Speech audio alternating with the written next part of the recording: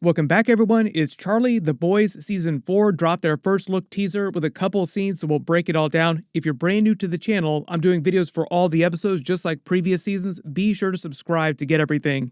They confirmed that Season 4 is going to pick up days after the Gen V finale, so I'll link that video at the end of this if you haven't seen the Gen V episodes yet. I also did episode videos for all those, so a lot of plot elements for that will carry over into Season 4, most notably Victoria Newman's Compound V superhero virus that she stole at the end of that. They actually legit released one of those funny in-universe Coleman promos for that TV show of his, Cameron's TV show, about Gen V Season 2. Tragedy on campus. 4 Godolkin students went on a brutal murder spree. Many more, undoubtedly, would have been killed had it not been for the new Guardians of Godolkin. Kate Dunlap and Sam Reardon. I'm trying to save you. I want to be a hero, too. All Americans are safer with heroes like Sam and Kate protecting us, our values, and our way of life. The whole idea is that they're calling Season 2 sophomore year, so the whole idea is that the college will continue, even if the Scooby Gang that are being kept in that deep dark hole by Vought wind up turning into more of the Boys Universe version of the Suicide Squad. But just starting with these new Boys Season 4 scenes, this scene is of Homelander at a rally, and based on the Butcher teaser, this actually looks like it's them winning the election, Victoria Neumann and Robert Singer winning the election, and superheroes getting into the White House. The look on Homelander's face basically makes it seem like he feels metaphorically invincible, like literally he's meant to feel invincible, because as far as we know, there's nothing on the planet that could actually hurt him in a really dangerous kind of way. Like, people have gotten close to it, they made it seem like they could potentially hurt him, but he's never really been hurt. Like, for instance, Maeve shoved the pencil in his ear, he's already healed that damage. Like, that's how quickly he heals. Maybe Victoria Newman's Compound V virus will be able to affect him in some way, but I don't think that it will be. I think that's the whole idea. Like, they want to make it seem like it's dangerous to all these superheroes, but he's meant to be so powerful that it won't affect him, or at least affect him in the same way. So he'll basically be like, fine, there's nothing you can do to stop me. Like, you tried to out me as this terrible person with the video of the plane, but this really crazy, really hardcore fan base that he developed around himself basically will love him no matter what crazy stuff that he does. They also teased that a little bit during Gen V with Victoria Newman's storyline, where she was talking about Homelander's potential trial during Season 4. And Homelander should stand trial just like anybody else, and a jury of his peers will decide that outcome. They'll address that in some way too, but like I said, I do not think that he's actually going to go to prison or anything like that.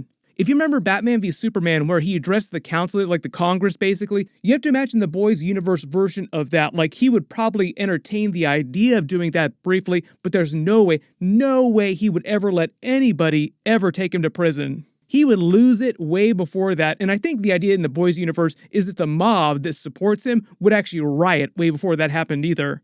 They have released a couple in-universe sort of parody teaser trailer videos. This is one of those videos. Good morning, everyone.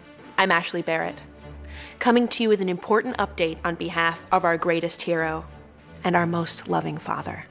In the coming months, Homelander will stand trial for saving his son from a vicious, starlight-loving thug, an act of heroism, now somehow being branded a murder. Make no mistake, Vought and its shareholders stand fully behind Homelander, and this will in no way impact his status as Captain of the Seven. We have complete faith in the American legal system to get things right, like it always does. For now, keep him and Ryan in your thoughts and in your prayers.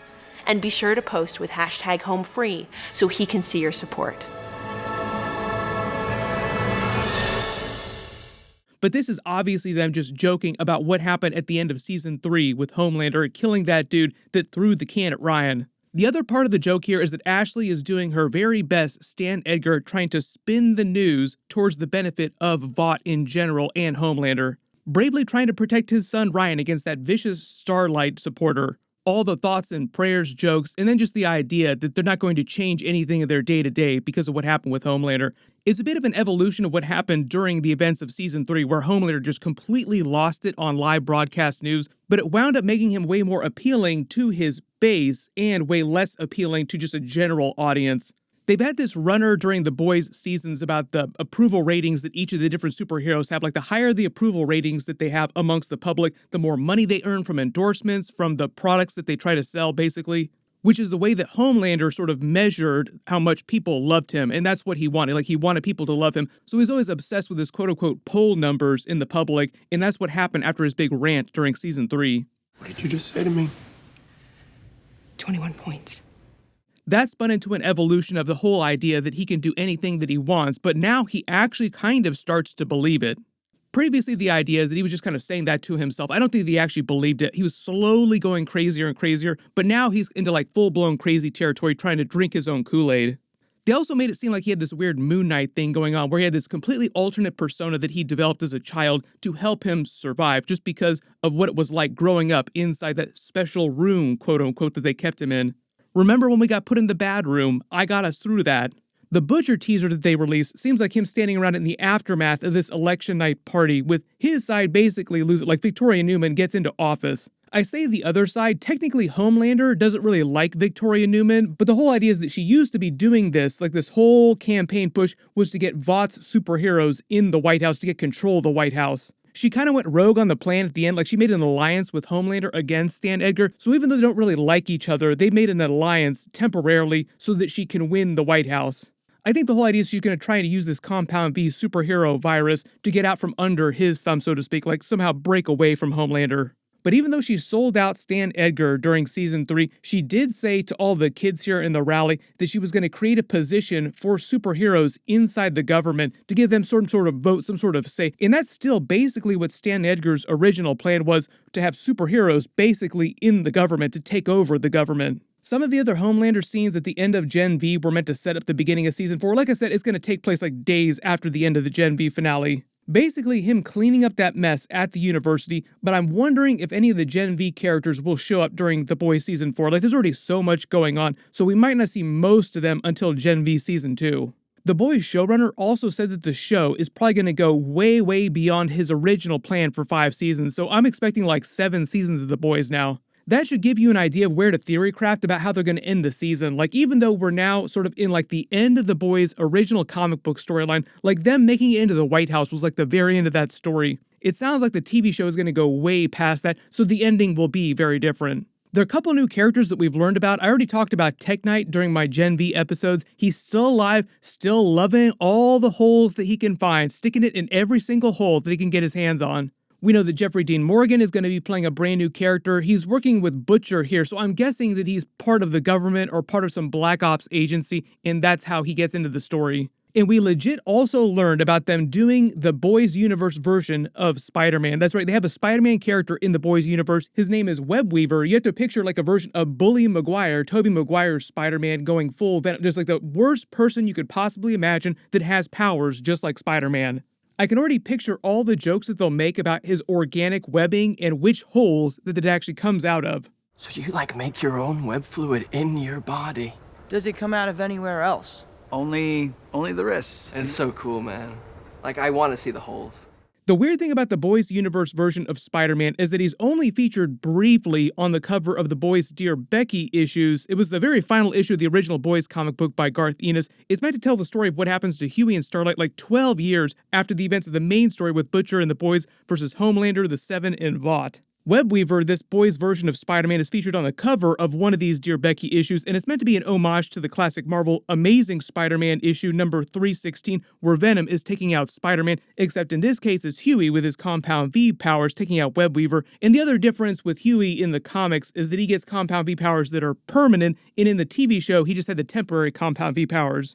Zoom in and enhance, notice that his Spider-Man costume on the cover here looks about as Spider-Man-like as you can get without getting sued by Marvel. Remember, this was published a long time ago too, but there's another image of him that looks way more Spider-Man-like here. The funny thing, though, is that Webweaver is only mentioned briefly in the actual Boys story. Like, he's a relatively minor character that you don't really see that much of. Like, there's a point earlier in the Boys' main storyline where Butcher goes to the Legend to find a Compound V superhero that's big enough that will convince Mallory to fund the Boys team. So this is happening way before the events of the series. And the Legend character, who's meant to be a parody of Stan Lee, who just knows everything, has information on all these different superheroes. He also kind of looks like J. Jonah Jameson in this scene. The way he talks about Webweaver suggests that Butcher take down Webweaver, their Spider-Man, who they also call the Thwipster. I want Spider-Man!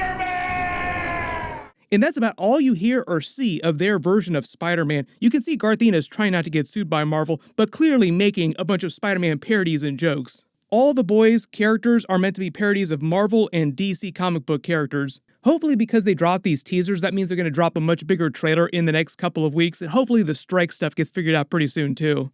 My full Loki Season 2 finale video will post Friday, my Marvel's post-credit scene video, Invincible Season 2 Episode 2 videos after that. There's a bunch of big stuff coming up, so be sure to enable alerts for my channel so you don't miss that.